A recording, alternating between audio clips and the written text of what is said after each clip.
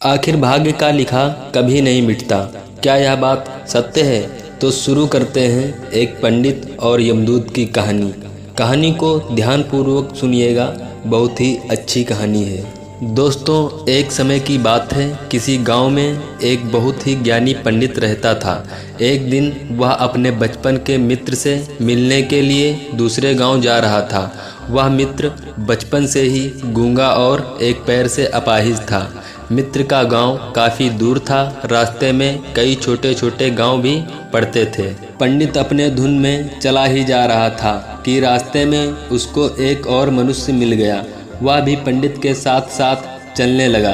पंडित ने सोचा, चलो अच्छा ही हुआ, साथ साथ चलने से सफ़र जल्दी ही कट जाएगा। चलते चलते पंडित ने उस आदमी से उसका नाम पूछा तो उस आदमी ने अपना नाम महाकाल बताया। पंडित को यह नाम थोड़ा अजीब सा लगा, पर पंडित ने नाम के विषय में कुछ और जानना उचित नहीं समझा। दोनों धीरे धीरे साथ में चल ही रहे थे। तभी रास्ते में एक गांव आया तो महाकाल ने पंडित से कहा, तुम आगे चलो, मुझे इस गांव में एक संदेशा देना है, मैं तुमसे आगे मिलता हूँ। पंडित ने कहा ठीक है और आगे की ओर चल दिया।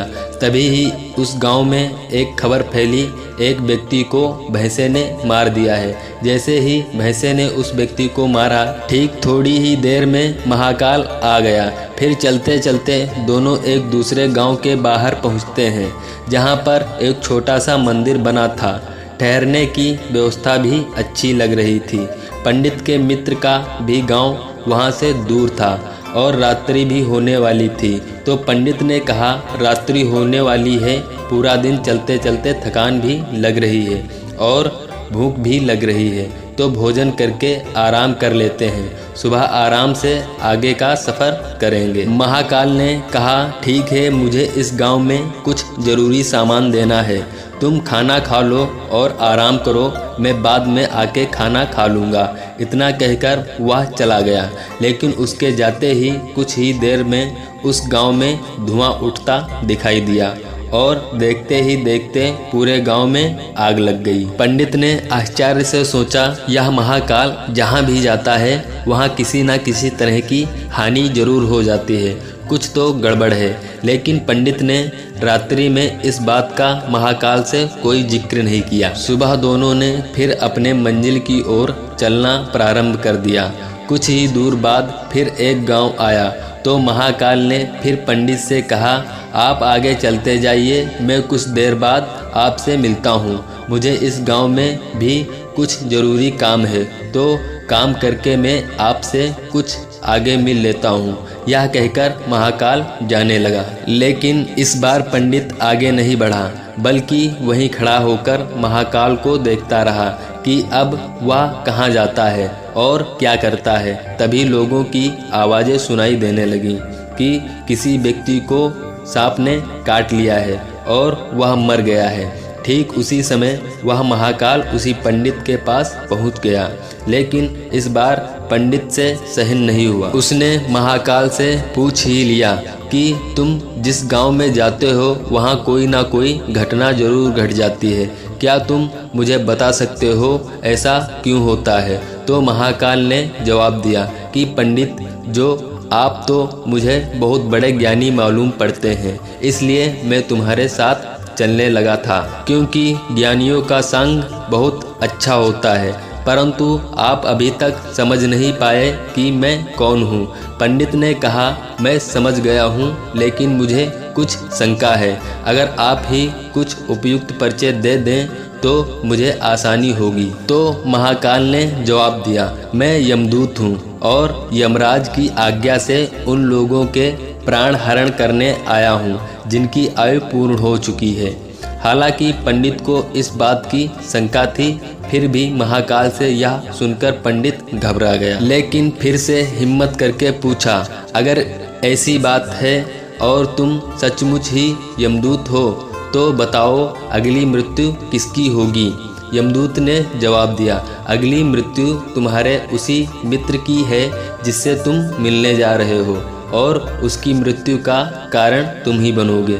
यह बात सुनकर पंडित घबरा गया और सोच में पड़ गया कि वास्तव में यदि ये महाकाल यमदूत हुआ तो इसकी बात भी सही होगी और मेरे कारण बचपन के सबसे घनिष्ठ मित्र की मृत्यु हो जाएगी। इसलिए अच्छा यही होगा कि मैं अपने मित्र से मिलने ही ना जाऊं।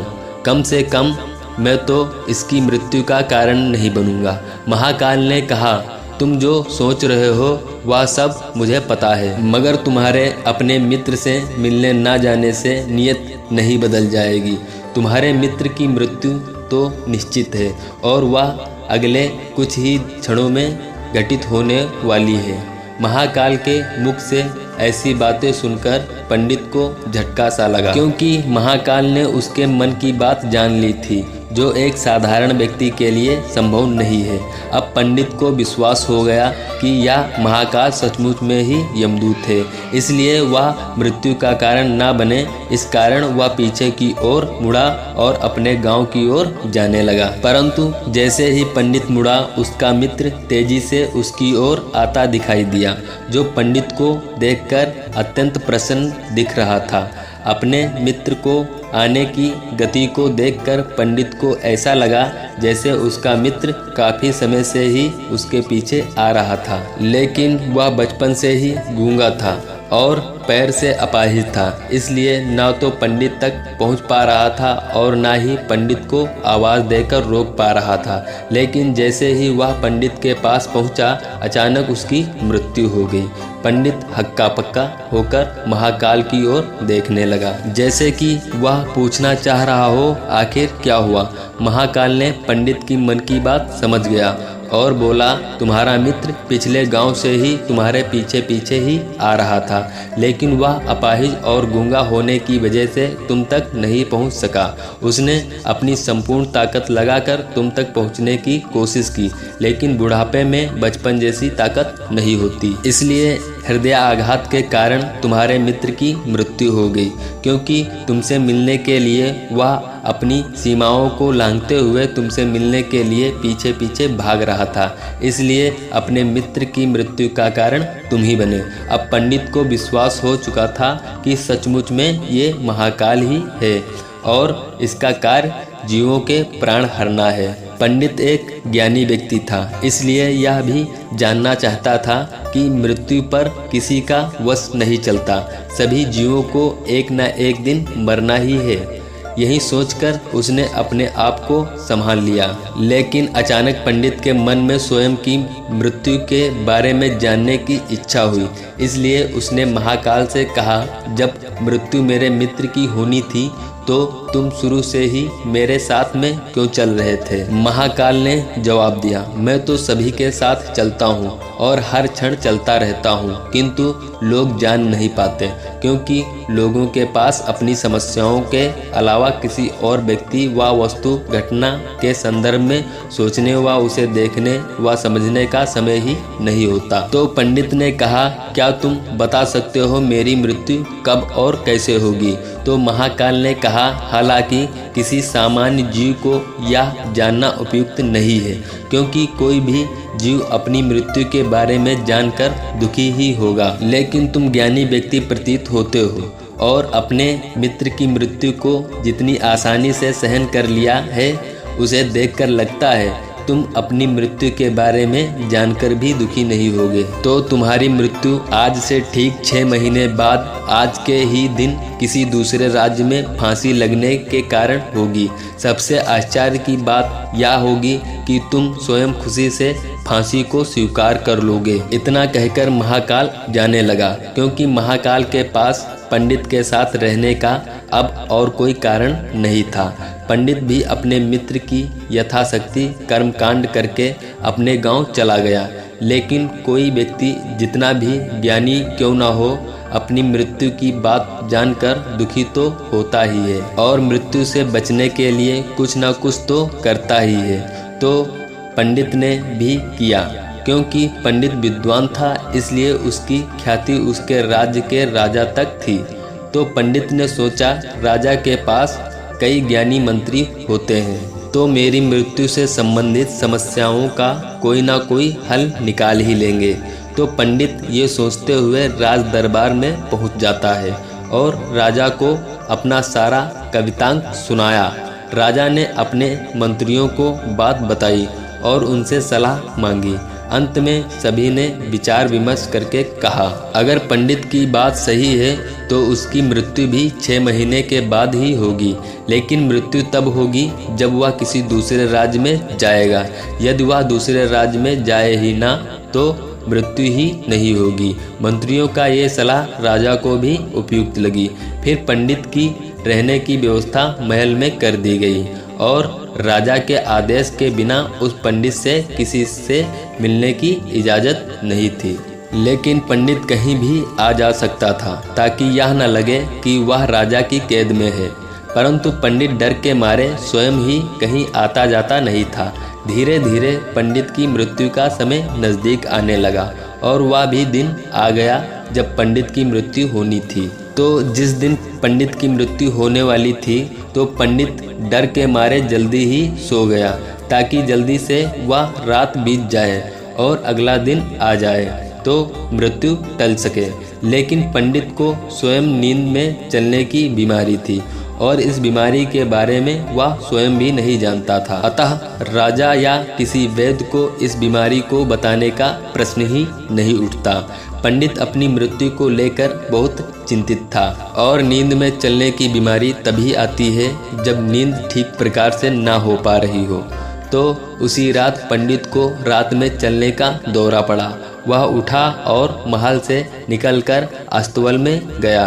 पंडित राजा का खास मेहमान था, इसलिए किसी पहरेदार ने भी नहीं रोका और ना ही किसी तरह की पूछताछ की। अस्तबल में पहुंचकर वह सबसे तेज चलने वाले घोड़े की पीठ पर सवार होकर नींद में सीमा के बाहर किसी दूसरे राज्य में चला गया। इतना ही नहीं, वह दूसरे राज्य के राजा के पास पहुंच गया। पहरेदार ने भी उन्हें नहीं रोका।